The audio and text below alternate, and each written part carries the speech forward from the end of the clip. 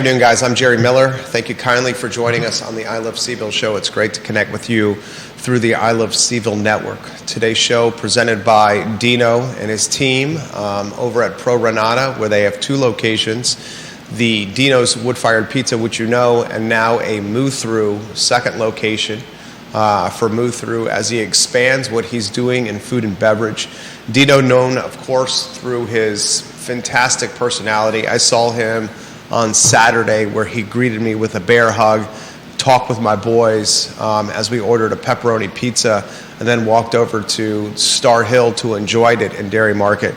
And I'm so excited for Dino's success as he goes from Dairy Market to Crozet and now has 5 points of sale for his restaurant empire. He's got 3 at Dairy Market, the wood-fired pizza, the Basta Pasta, and the move-through. He's expanded the move-through operation to a second location at Pro Renata Brewery in Crozet. He's also added a second Dino's at Pro Renata in Crozet. So support the good guys in the business, and Dino and his team, certainly some of the best in Central Virginia, hard workers that do it right. Thank you, Dino, for just making this community a better place. I sincerely mean that. He's gone from 2 employees to over 40 employees since the start of COVID. So that is the American dream for one of the hardest workers in the game. A lot we're going to cover on today's show. I want to highlight a story that I personally experienced today. I was walking the downtown mall in the 9 a.m. hour when the air was crisp, the mall was relatively empty. It's a Monday morning, so not all the businesses are open. I was coming from the post office where we have a P.O. box, and I was heading from the post office down to the code side, the Omni side of the mall, enjoying myself on a brisk walk on a 65, 70-degree morning with 0 humidity. As I'm passing Draft Taproom, a location that's been closed since the beginning of COVID, I look to the right, expecting to see the houseless individual who sleeps in the entryway to Draft Taproom. This gentleman has been aggressive with passerbys in the past. He is often talking to himself, and he has all of his personal belongings pretty much next to a bed, which consists of a sleeping bag and some blankets and clothes and a sack that he utilizes as a pillow. As I'm walking by Draft Taproom, I look to the right on the floor expecting to see this man, and he was not there. Then I did a double take, and I was surprised not to see him there because for the last month, he's been there 24/7, 365, or at least since I pass by or when Judah passes by. A second time after looking, I continue my walk down the mall, excuse me, and he sees me doing a double take on his sleeping quarters, and he gets close to my face and he says, "What are you looking at? Are you the police? What are you doing staring at my bed at my home?" I said, "I wasn't staring. I was walking by on the downtown mall. This is a public park. I'm walking on the mall." He goes, "No, you stared at my bed, mind your own business." And then he said again, "Are you police?" I said, "No, sir, I'm not the police." And I will continue walking. And then he looked at me again. He said, "Don't ever do that again," and proceeded to cuss me out. Genuinely cuss me out. There were folks eating at the Nook breakfast. They saw the interaction. They were taken aback by screaming of profanities in the 9 a.m. hour in the downtown mall. You could tell it impacted their dining experience. It was either the Nook or Botanical they were eating at. You could tell it impacted their dining experience. It certainly impacted me, although I just kind of shrugged it off. And as I was walking away, he said, "That's right. Don't turn around. Don't look back. F you, MFer." At the top of his lungs as I'm walking down the mall. And this led me to ask myself this question as I continued my walk to the Code building, to the Omni, and then turned back to our studio on Market Street. If you want to get the Market Street camera in, we're on Market Street, a block from the Charlottesville Police Department, a block, 50 yards from the Charlottesville Police Department, a block from the courthouses, 1 block off the downtown mall. It's smack dab in the middle of everything, Charlottesville, Albemarle County, and Central Virginia, less than 2 miles from the University of Virginia, Scott Stadium, and the John Paul Jones Arena. There's the Market Street cam there. I asked myself this question: who's responsible for this? Does the responsibility lie on the fact that Draft Taproom's been closed for 4 straight years? 4 years. COVID happened in March of 2020. It is now April, it's almost May of 2024. It's been 4 years since Draft has been closed. Hard to believe. It's hard. Flown by, right? Yeah. Well, flown by and also been excruciatingly, painfully slow. Yeah. Is it the owner of Draft that's responsible? Now, Draft has changed hands since it initially closed during COVID. Mm-hmm. Is it the city of Charlottesville's responsibility? I mean, we know the cops can't do anything. Is it the archaic laws associated with panhandling and a form of free speech and the fact that this is a Dillon rule state and the city of Charlottesville really can't do anything about it? It would have to come from Richmond passing a law that's then passed along to the localities that allows them to aggressively enforce panhandling. Is it the fault of piss poor homelessness support and infrastructure around Charlottesville that creates a congregation or aggregation of houseless folks on the most important 8 blocks of the city? I think that's probably part of it. I'm in with Judah. It's not the police's fault. I'm not even going to put them on the list. Chief Kochis has come on the show and said our hands are completely tied. Yeah. So I ask this question to you, the viewer and listener, and it's going to be the topic for today's program. The start of the show, if you want to put the lower thirds, the first 2 on screen. A houseless individual is commandeered the entryway to a business that's been closed or shuttered since the beginning of COVID. This man has gotten to the point of comfortability, so comfortable that if you walk by him and you get too close to the entryway of Draft, he is screaming at you 4-letter words and profanities and threatening you with speech. He is impacting quality of life of not only those walking by, but those eating at the botanical nook establishments who have their outside patios literally across from the entry to Draft. And I want to unpack who is responsible for this chain of events on today's show.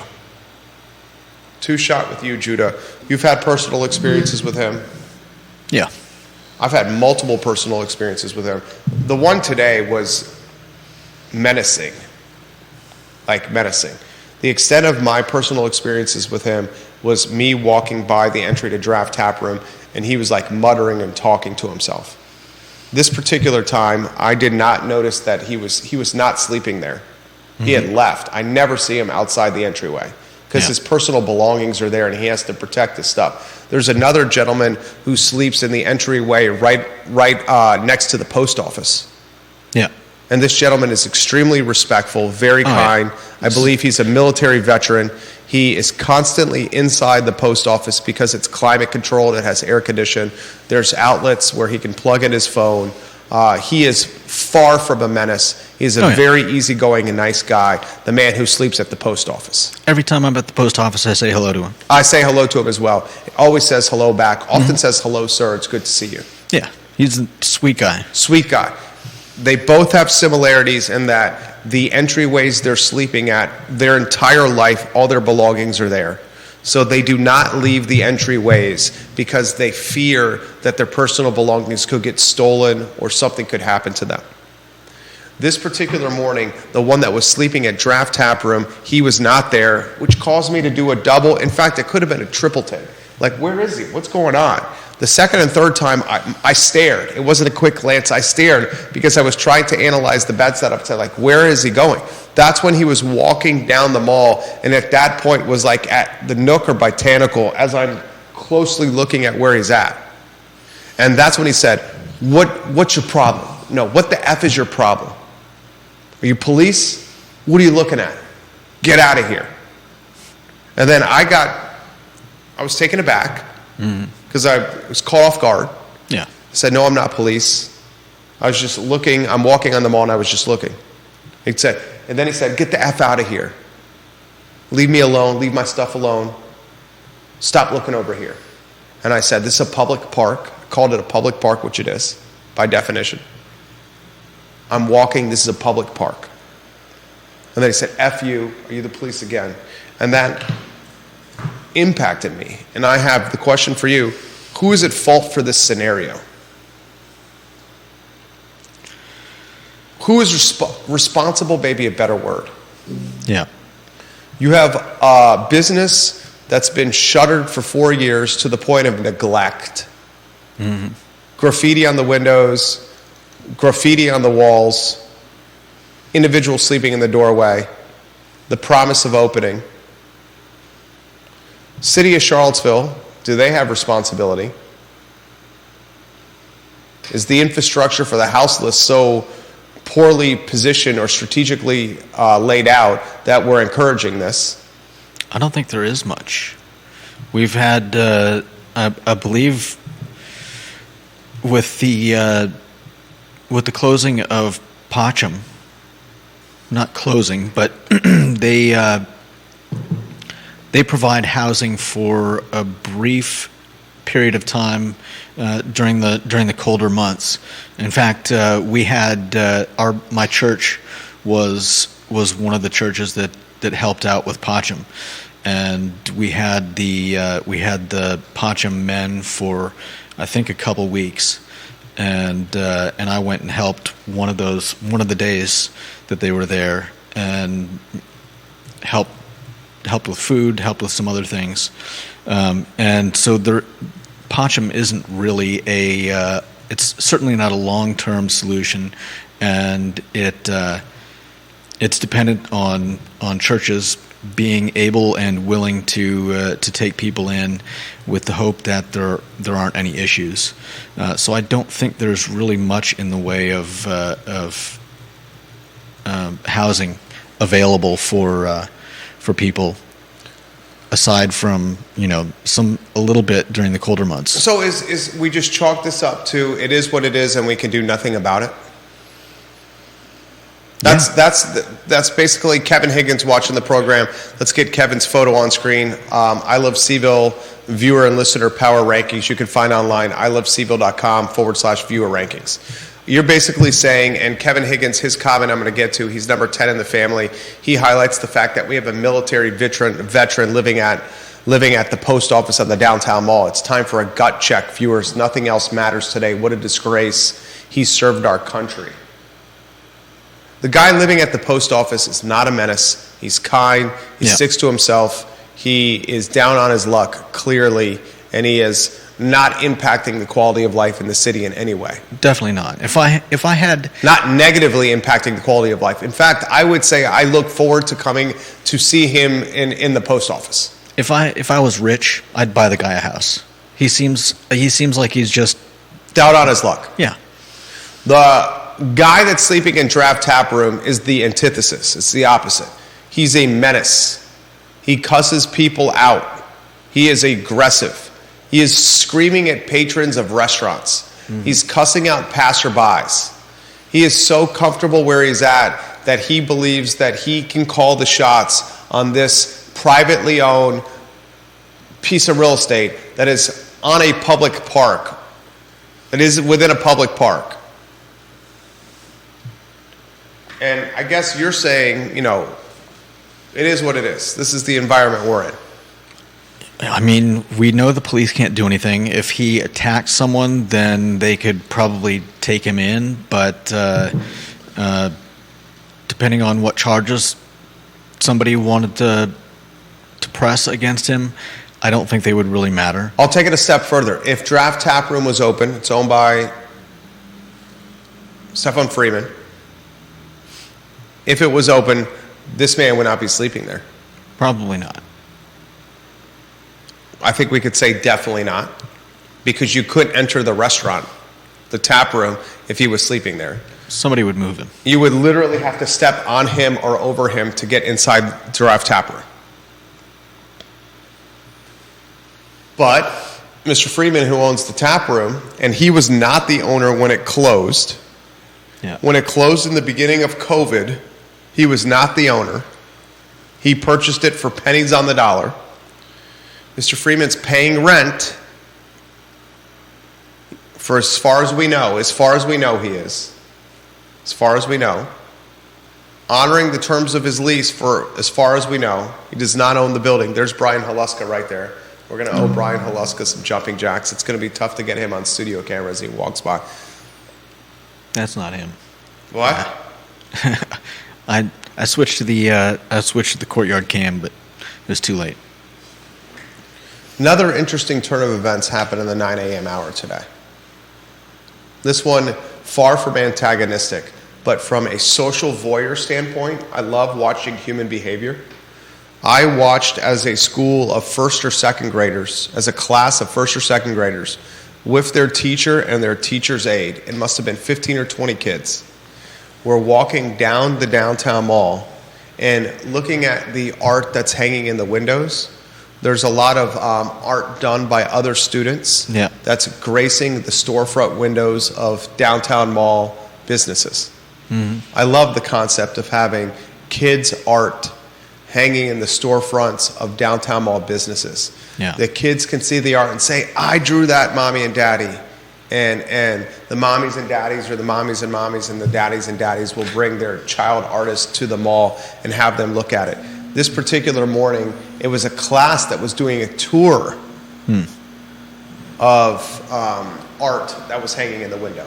And this particular class, one teacher, one aide, and maybe 20 kids were navigating the 9 a.m. hour. Maybe they thought the 9 a.m. hour was the best time because it was less traffic. But that is also the time I have seen where the panhandling population is also pretty prevalent. Often waking up from an evening of sleeping. And the aide and the teacher were having to navigate 20 kids around the mall cautiously. I don't want to say sidestepping, but the teacher and the aide creating buffer for those, for elements they perceive to be risky. I don't want to say risky, but uncertain. Yeah. Uncertain.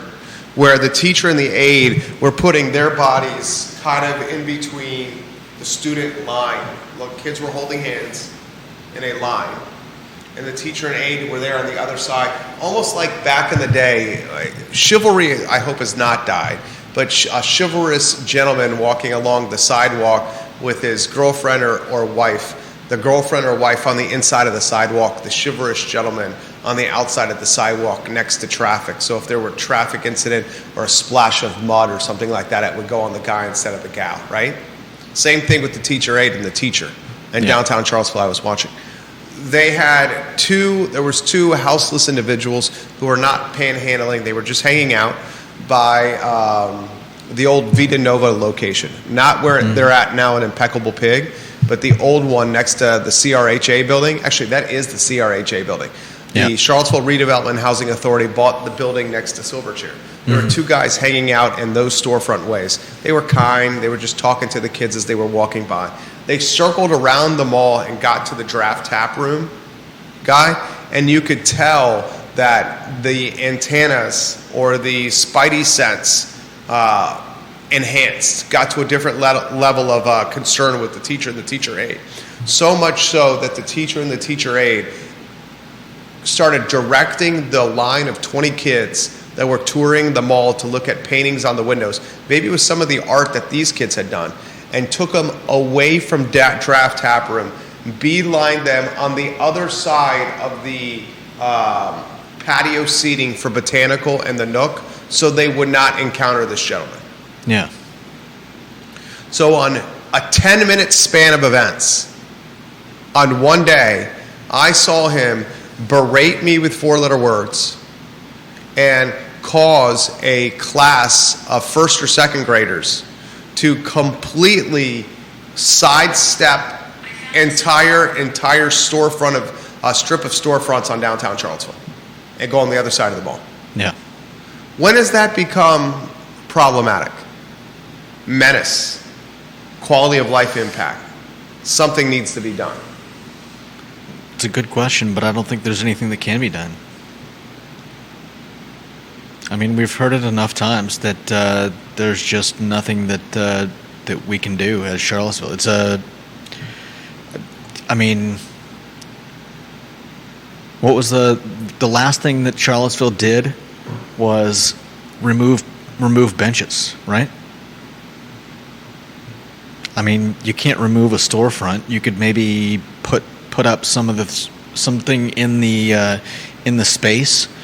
If you could move him and his stuff, I suppose somebody could put something in the space like what they've got in the below the windows in the old Wells Fargo Bank on the downtown mall. They have a spike strip. Have you seen them? I've seen them. They're bigger and more. They made the spike strip more aggressive. Yeah. It used to be little nubs. Yeah. For those that don't know what Jude and I are talking about, the Wells Fargo that's on the downtown mall, it's on the same side of the mall as Body and Reed, the old Brasserie Saison.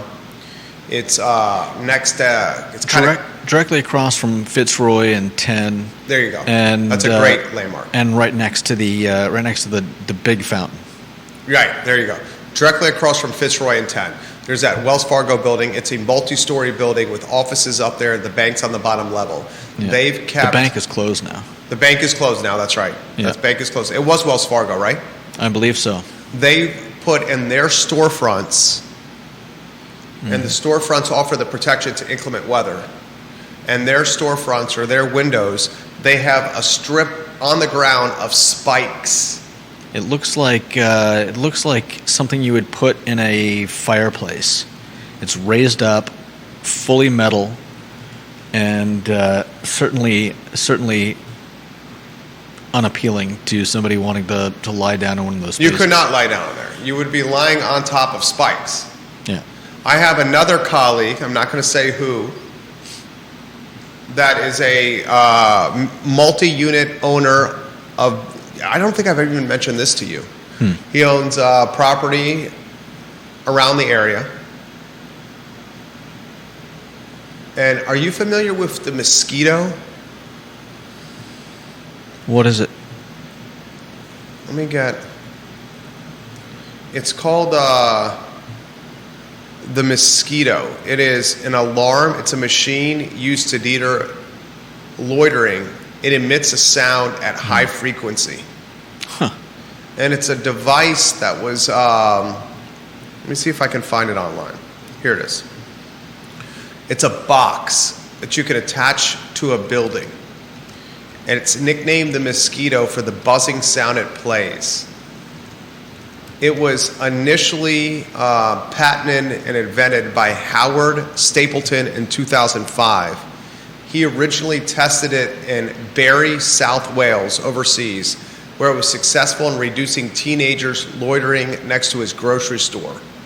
This man created the idea after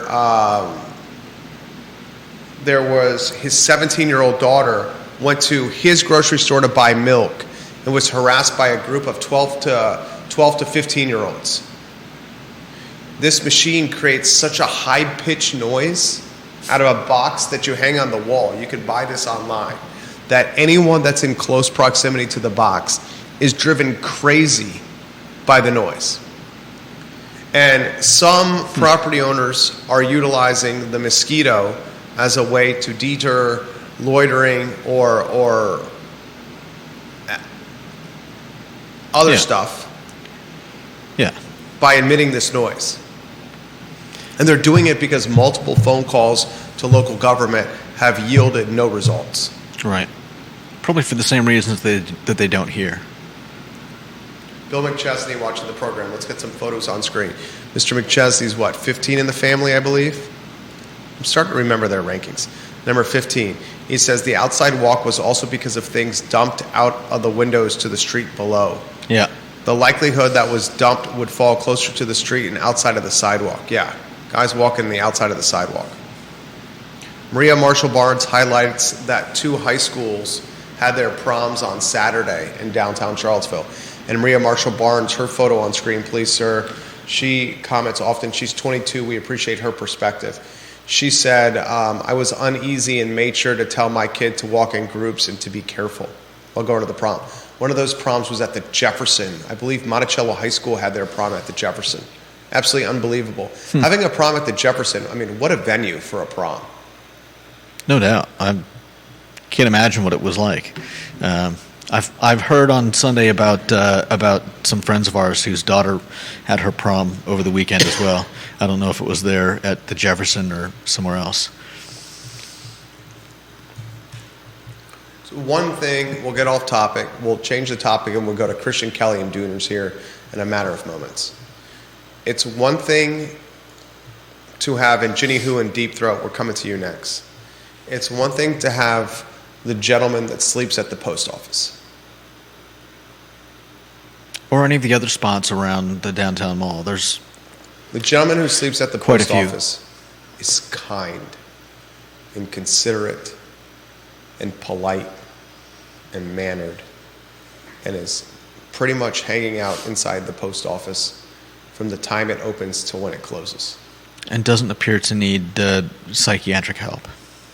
Needs no. I would say he needs no psychiatric help. Yeah, I mean we're not professionals, so I don't know about that's fair. You're right. Providing a psychoanalysis. Yeah, that's fair. But I look forward to seeing him. He stays out of the way. He minds his own business. Yeah. You're down on your luck. A hand up instead of a hand out. I get it. Give you a hand up.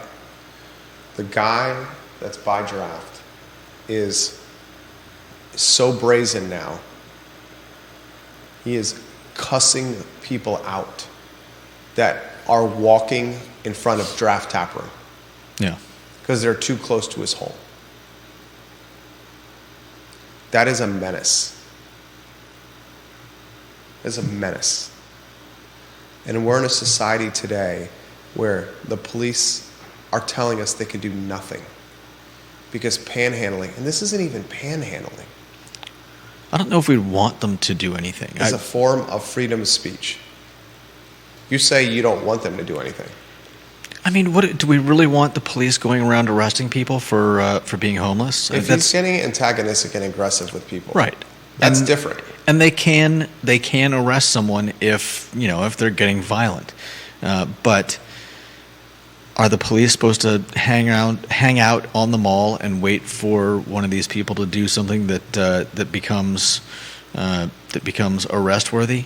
That I don't think that's a good use of our police force's time either. I honestly don't know what can be done. It would be nice if this guy could get some mental help. It would also be nice if there were a full-time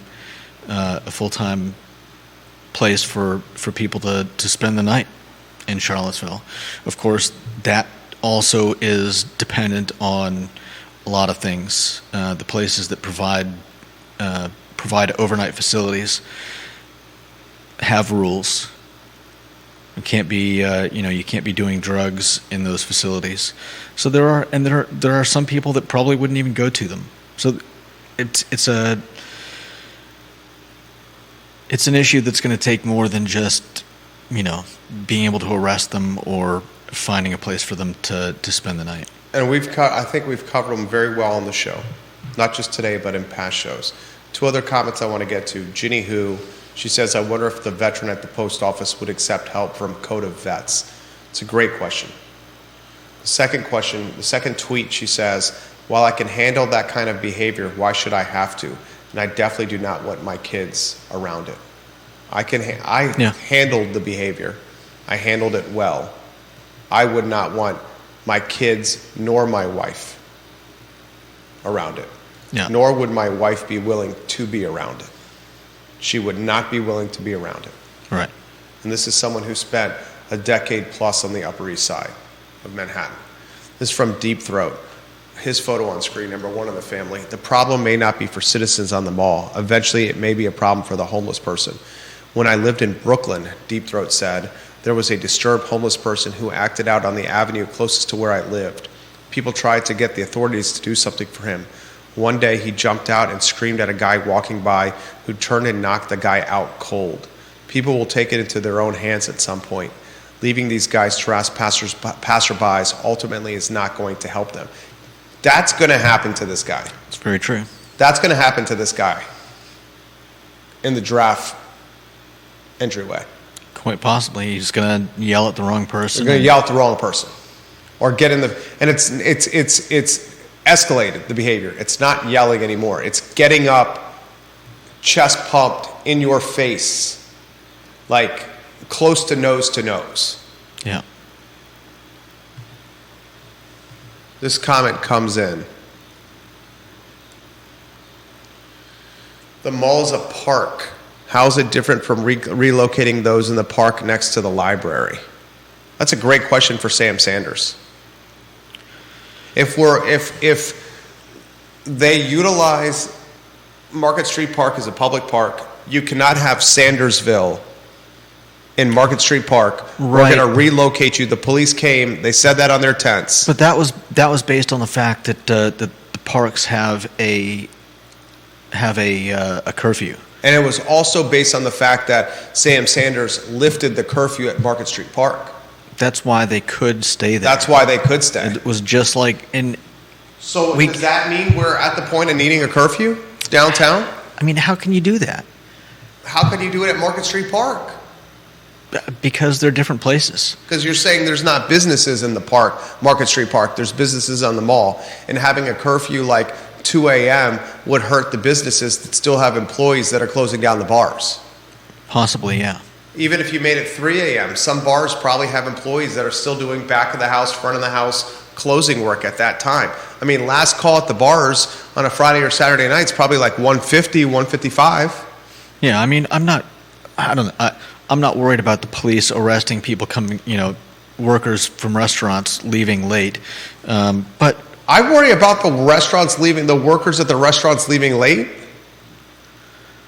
No, I get the point you're making. I'm saying the police aren't going to come onto the downtown mall and arrest anybody that's on the mall after a certain time. That's one of the restaurant workers that are leaving late after last call at the bars on the mall was one of the main arguments utilized for keeping 4th Street and 2nd Street open, the cut-through roads on the downtown mall. The late, great Wilson Ritchie highlighted this to me many times in person over a cold beverage. He said 2nd and 4th Street are not just cut-throughs for us to get produce and food in the stuff we use to run our restaurants, our silverware, our linens and stuff like that. But 2nd Street and 4th Street are often where folks are getting picked up by Ubers and Lyfts and taxis, as opposed to having to wait off the mall when it's not as lit or foot trafficked. Yeah. 2nd and 4th Street offer visibility for the folks that are trying to... A little more safety. Safety. All right, we got some other things we got to cover. You guys take a look at what I'm talking about when you have a chance, if you're walking downtown. All right, let's talk Christian Kelly. Christian Kelly's a friend of the program. Christian Kelly's the new owner of Dooner's Restaurant. Speaking of the late, great Wilson Ritchie, we know Wilson has passed away, and he is missed deeply. Mm-hmm. He had an ownership stake in a number of restaurants and real estate. Yeah, and was in the process of making some changes to Dooner's. Exactly. Christian Kelly, friend of the program, see this man once a week. His wife maybe once a week. His son Will a few times a week. Amazing family, salt of the earth, just a fantastic family.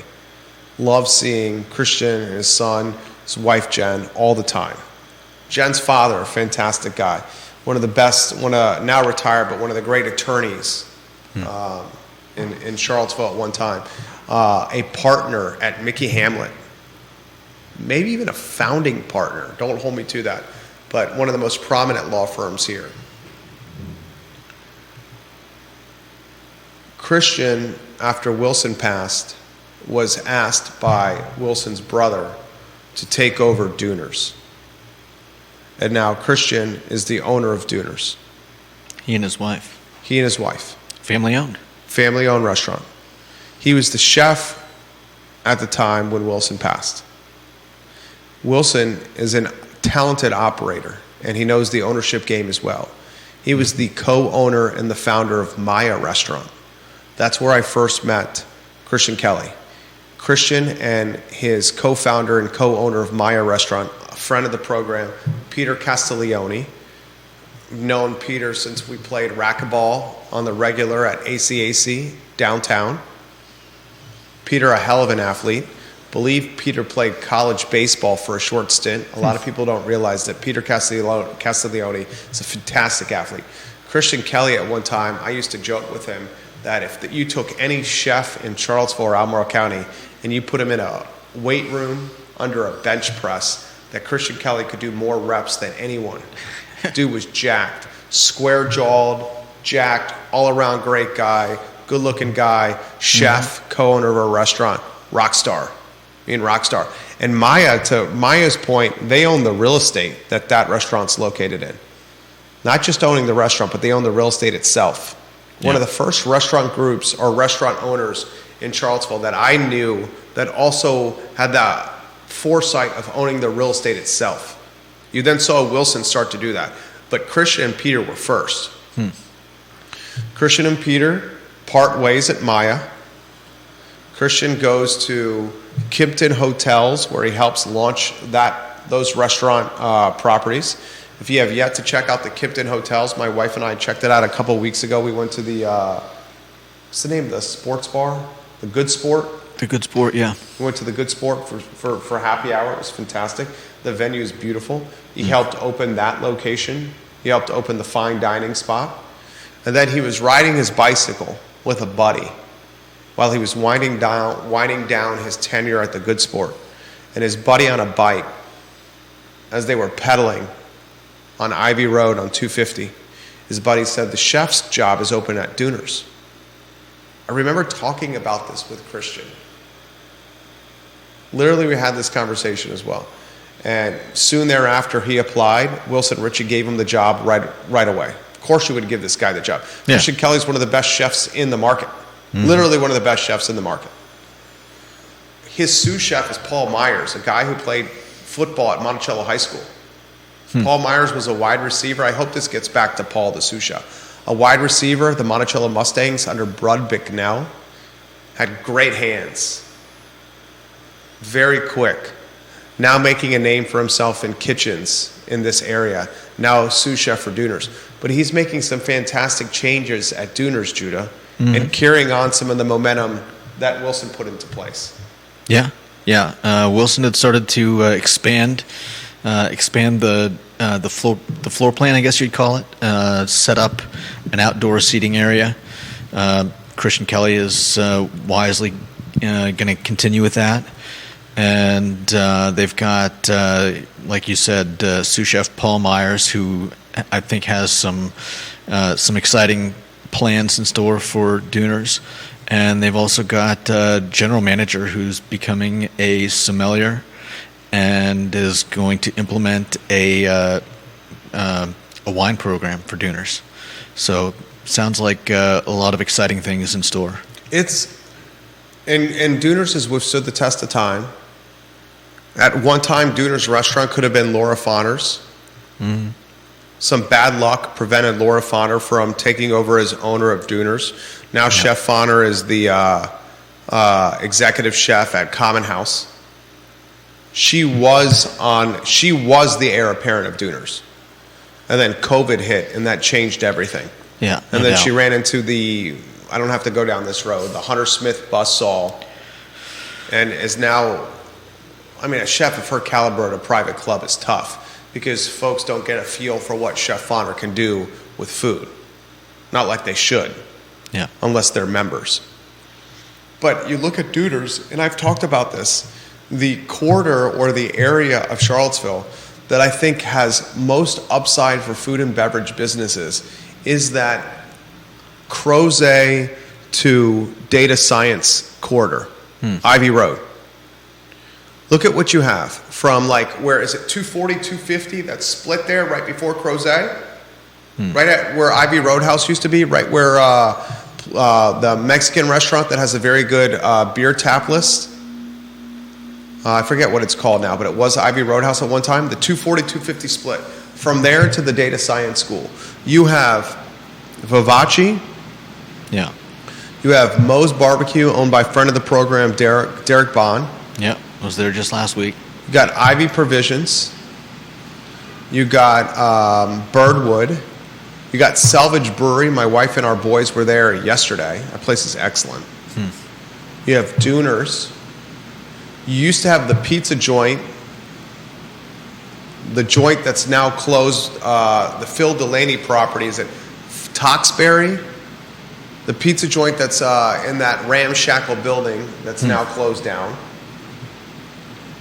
But my point is this. You have a boatload of wealthy rooftops and a boatload of housing density, and you do not have many dining options. Right. And I am so excited for Duners' potential because A, it's already withstood the test of time. So it's got a rabid following. B, it's in an area of Albemarle County that does not have much restaurant competition. You can maybe make an argument that it's a restaurant desert. C, it's getting new life huffed into it by Christian and his wife, who are fantastic people. Yeah. I think you're going to see a restaurant that's going to take a leap or two on the ladder, a rung or two on the ladder upward, and be even better. Yeah. They're having noise dampening Yeah. Tiles put into the tiles. roofs. That's going to help. A lot of folks have made it's loud in there. Let's cut to the chase. It's loud because it's a converted house and you're close to everybody. Have you been there? Not in a very long go. time. Go. Bring the fam. Or any kind of outing. I think you would enjoy it. The outside deck is brilliant. I think my sister will be here for my birthday. Maybe she'd be willing to go. There it is. Your birthday is July Yep. 2nd? 6th. 6th. That was close. My birthday is? Your birthday is I have no idea. I'm horrible with birthdays. Okay. I'm sorry. It's okay. No problem. Anyway, I think it's going to crush it. McChesney says this. The panhandler ordinance that was struck down through the efforts of a local justice warrior, that they ended up canceling the ordinance because of a local justice warrior. That's Jeffrey Fogel he's referencing. I responded to his comment by tagging Jeffrey Fogel. An attorney, Esquire Jeffrey Fogel. You are welcome on this talk show anytime you want. Happy to host you, Jeff Fogel. We differ on pretty much everything viewpoint-wise, but I think we could have a conversation in respectful fashion. John Blair, off topic, a sartorial question. John Blair's photo on screen. This is about your attire. Oh, no. If we can get John's photo on screen. I ask myself this question all the time, John Blair. We got John's picture, number 2 on the family on there. Yeah. Now let's go. Do we have a one shot for you, Judah? You don't need a one shot. I think go to a so. 2 shot. He wants to know you are always well dressed. He's giving you props. He says you're always very well dressed. Thank you. Says, how are you able to wear a sweater today? I'll take the sweater off before I go outside. It's 72 degrees in here. Can that studio camera go to the thermometer, the thermostat? No, there's no way. It's on the other Can side you of go that to column. the studio camera? Tell me when you're on the studio camera. Okay, hold Are you on. on the studio camera? That's the Market Street camera. Are we on the Now- studio camera? now I am. Okay. I'm going to move the studio camera. The studio camera is legitimately moving. Try not to unplug it. We've Hold had on. that fiasco before. Hold on. Let's see if I pull it over myself. I might have. Pull it over. Judith's pulling it over herself so we get more slack. All right, pull it over yourself. There you go. Oh, it might actually work. Might. All right, hold on. So Here's close. the thermostat. This says 72 degrees. 72 degrees in here. Holly, can they hear me? Yeah, they can hear you. Holly Foster chastised me, the Queen of Henrico, for keeping the thermostat at 68 degrees. She said that's entirely too chilly for an office setting, Jerry. 68 degrees. It says 72. Can you come take a look so you can confirm? All right. Judah's going to confirm. You have the limbo under this, though. No, I don't. Judah's taking a look here at the studio thermostat. What's it say? It says 72. 72.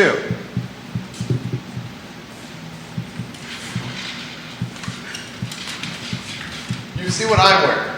There's a good picture of the bar right there. We do have a full bar in the studio.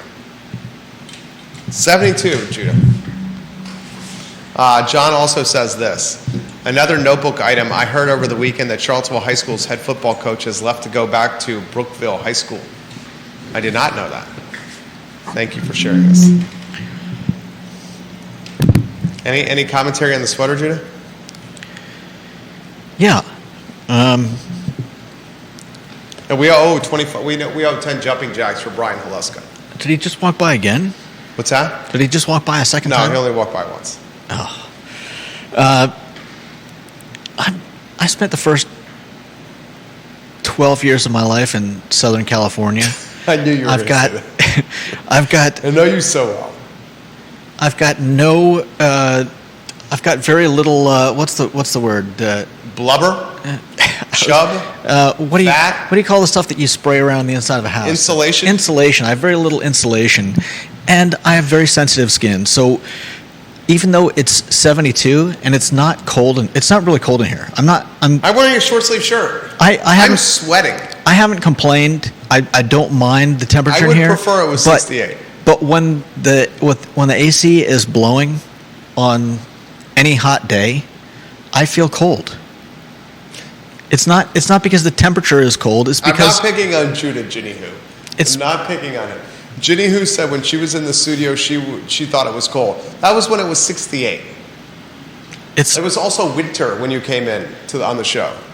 It's a little bit nicer, but when the air conditioning is blowing, I've got sensitive skin and I feel chilly, so I wear a sweater. I'd rather totally cool. I'd rather wear a sweater here and be able to take it off when I'm feeling comfortable and not need it. We like kid when I go because we outside. care. We kid because we care. Not giving you a hard time. Sincerely, mean. All right, a couple of more items out of the notebook here. What's the next headline? I don't have the headlines in front of me, so you go two-shot and read the headline on screen. Viewers and listeners, hit the like show. Philip Dow, hit the like button. Philip Dow watching the program. We love you, Philip Dow. YouTube, jump in the mix with some comments if you could. YouTube. We love when YouTube gets in with some comments. The next headline is on screen now. The price of land in CVille continues to escalate. Oh, Philip Dow watching the program. We're going to get to that. This is a Reddit thread that we're going to get to in a matter of moments.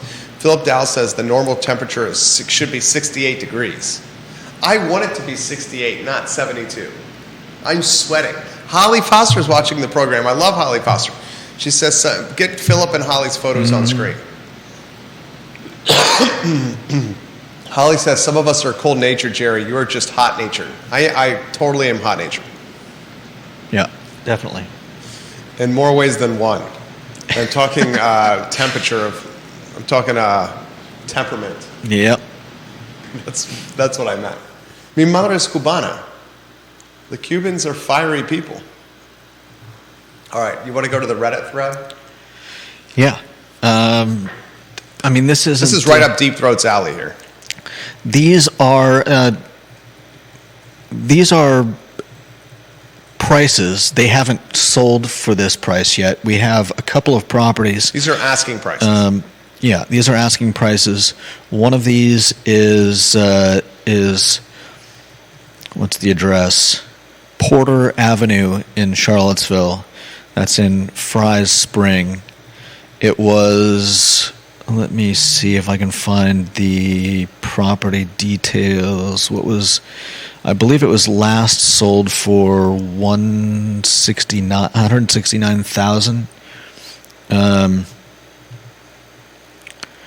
And it is now up for $475,000. All right, so set the stage here. The who, what, when, where, why. The who is The who is people trying to sell seller property. asking for top dollar. Yeah. The where is the address. Give us the where. The address for that one was Porter Avenue in Charlottesville. There's another one on 1418 Hampton Street in Charlottesville. So give us the address, the first one, the price escalation. The first one was... And what's the exact address so they could find it on their own? I don't know if there's an exact address. It was just purchased in February of 2024 for... This is land. This is land only. Yeah, for $165,000. So February of this year, the land was purchased for $165,000. And I don't know if that was recorded as... I don't know. And what are they asking? The terminology. You're getting in the weeds. It's $475,000. Okay, let's keep it simple. KISS method. The second one, address. 1418 Hampton Street. What did it previously sell for? Let me find that. And then what they're asking for now. Got to keep it simple. I'm not seeing the prior sale price. So here's the nitty gritty. Reddit has their arms in the air, the Redditors, and they're screaming, "Holy bejeebus! Land, insanity!" And we read this thread. We like to scour Reddit for topics on the show, and we reflect on what we covered on previous shows. You got the address for it. One more time on the address. This is 1418 Hampton Road, Hampton Street. And looking at the price history, September 16th, 2022, pending sale $230,000. January 11th, 2023, listed for sale $210,000. Pending sale just at the end of that month in January of 23, $210,000, and 4/10/24 price change, $500,000. Do you have any fault with the people asking for top dollar for what they owe? I mean, Do you have any beef? Not really. There's no guarantee they're going to get those prices. Exactly. It's an asking number. They're asking for something.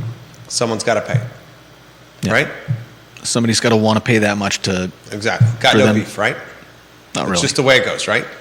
More or less. Follow-up question for you. If someone's not willing to pay that number, what's going to happen? More than likely, they'll bring the price down. Price is going to get cut. And what's that called? The market. That's called the market. Oh. That's the market. Yeah. The market does what the market's going to do. Here's where we should highlight or shine the flashlight. The land became more valuable. Yeah. And the land became more valuable because you can do more things with it. And when you can do more things with the land, like put more units on it, you're going to be able to sell it for more money. Who said that was going to happen? You did. Years ago. I think when they first started talking about changing the zoning, you said that this is going to cause prices to go up. Exactly. Because what am I? A prognosticator? I'm many things, but a businessman. And if you take land and you make it more opportunistic, it's going to have more value. And people are going to ask more for it. What have we seen that upzoning has done? Anything positive for stabilizing prices in this market? Anything at all? Now, it's very early on, but we've seen no stabilization, no impacts of upzoning. Right. And if these properties start selling even near these prices, what's going to happen? We're not going to get affordable apartments or multi-unit houses or anything of that sort. And why is that? Because whoever's developing the land has to make their money back. And who said that was going to happen? I believe you did. Okay. So when it comes down to it, folks that make policy decisions should listen to people that are in the profession. And it wasn't just me that said stuff like this. John Blair, very loud with his vocalization as well. Deep throat, very loud with his vocalization as well. Yeah. Expect more of this. Next headline, my friend. Next headline is some of the top happy hours around CVille. I want to highlight, I get this question all the time. Where should I go for happy hour? Where should I go for happy hour? What's the best happy hour in town? There are many opportunities to enjoy cheap drinks in this town. You got Minuteman Mondays at 3 Notched. The word is getting out about Vision Barbecue having very cheap drinks. The old Shabine location. Everyone knows about Miller's having cheap drinks. Holly's Diner has cheap drinks. Knight Brothers next to the porn shop. Caneep? Yep. Canopy? I think it's Knight. Okay. Do you think it's Canopy? No, I don't think it's Canopy. I think it's Knight. Have you ever been there? Not in its current incarnation. I think you went there when it was it Big Jim's? I think so, yeah. I think my dad and I came back from something, maybe a fishing trip, and stopped there before. You should check out Knight Brothers. Clean as a whistle. Huh. Right next to the porn shop. Yeah. South Street's got beer specials. And they make their own beer? Make their own beer. Salvage has got specials on Thursdays. Star Hill has specials on Fridays. I know it's expensive out there, but there's still an opportunity to get a good drink for a good price. Yeah. You just went to Moe's. Moe's has got a fantastic happy hour. I don't think I've ever made it. I don't get out in time for happy hours. There's some happy hours on the weekends. If you take the photo, I love the photo that you took for I Love CVille on Moe's. Thank you for taking that and posting it. Mm-hmm. The burger looked good. Could we do the photo from the side next time? Like the side pic? What do you mean? Oh. Like with the burger in your hand and you're taking a profile of the burger instead of shooting just downward on it? Because I think it would be a better indication of what's inside the burger. As opposed to just getting the top of the bun. Yeah. Just an idea. But this looked dynamite. Yeah, I wanted to get the other stuff too, and in the picture. You get some collard greens. Yeah. And then what do you have? I know this isn't an IPA because you're not an IPA guy. Is that a sour? No, they don't have sours. They've got 4 beers on tap. I think that was. But they also have a beer cooler full of beer. I didn't see anything on what cans they have. So what's this? That's Shock Top. Shock Top. Okay, a little Hefeweizen. Yeah. I believe. I didn't know you were a Hefeweizen fan. Okay. Anyway. I mean, of the choices they had, that's what I went with. Okay. I want to highlight for the viewers and listeners, and I rattled off a few. There's still many happy hour options where you can get a good drink at a fair price. The $8 draft beer is not the norm all the time. It may be the norm out of happy hours. Most of the time. Yeah. But happy hour, you can still get a $4 beer, a $3 beer. Still an option. All right, next headline, my friend. And we have 10 jumping jacks for Brian Haluska. I have not seen any other local luminaries going by. Next one you got. Oh, let's see. Yet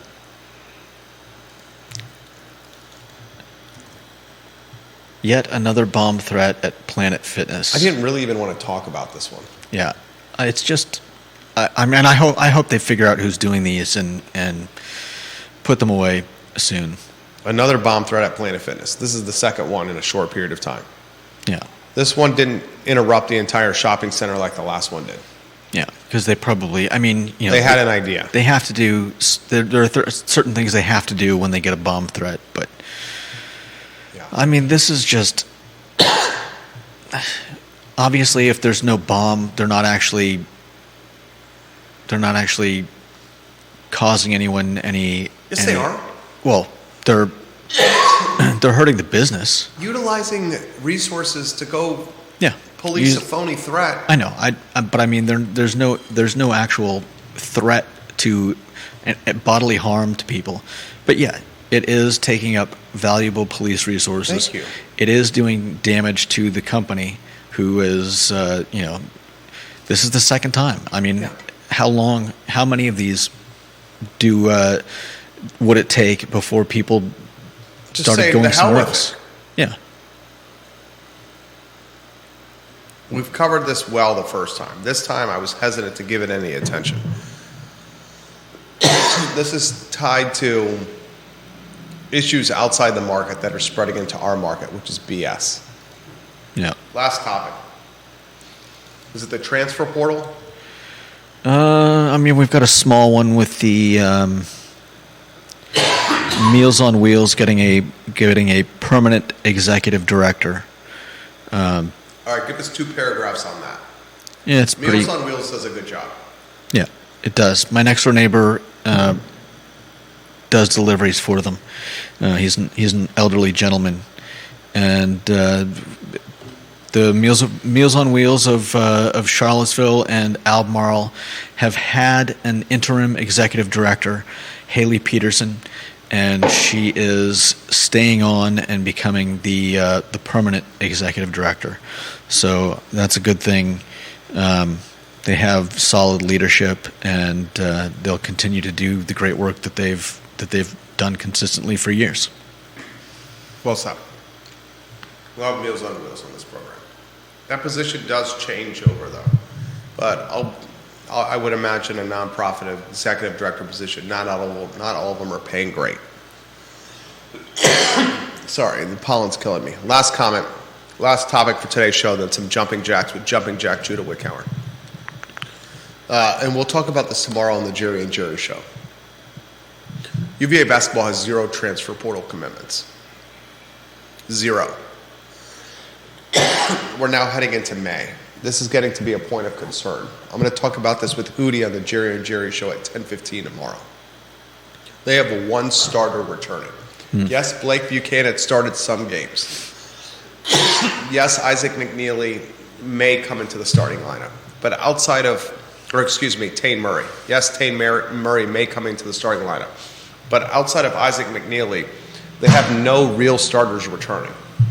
This is getting to the point of red flag status in Charlottesville at the John Paul Jones Arena. I'm going to talk about that with Hootie tomorrow at 10:15 a.m., the Virginia Sports Hall of Famer.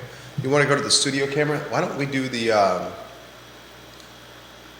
should we do it on the Market Street camera? Or no, let's go studio camera. Let me know when you're on studio camera. These are 10 jumping jacks for local luminary Brian Haluska, who was caught in our Market Street camera. And then we can close with the Market Street camera. All right. We did a great job. Are you doing good form? I think I've been doing them backwards. Do you have these mics on? No.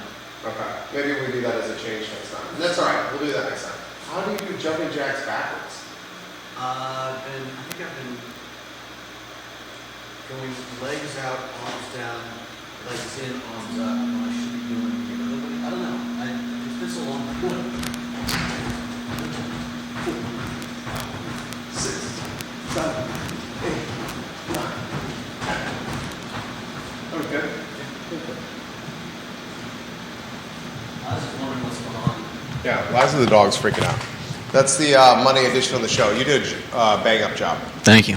I think a new change we can make on the jumping jack camera is make mics 3 and 4 hot. Can't do the one closest But to you you. can do 3. Yeah. We'll make mic 3 hot. That'll pick up our audio, and then we can close on the Market Street camera. We could even conceivably do the jumping jacks on Market Street in the courtyard. Then there'd be a lot of running out, running back in. Go to the Market Street camera.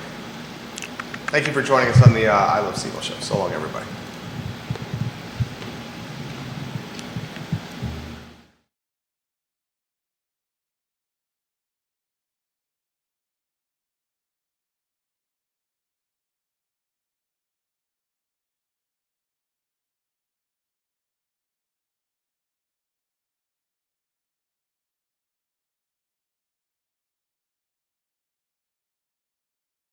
Yeah, we're trying to frame the Market Street cam a little bit here. Shift it a little to the Let's left. see, which one of these is it? 2 or 1?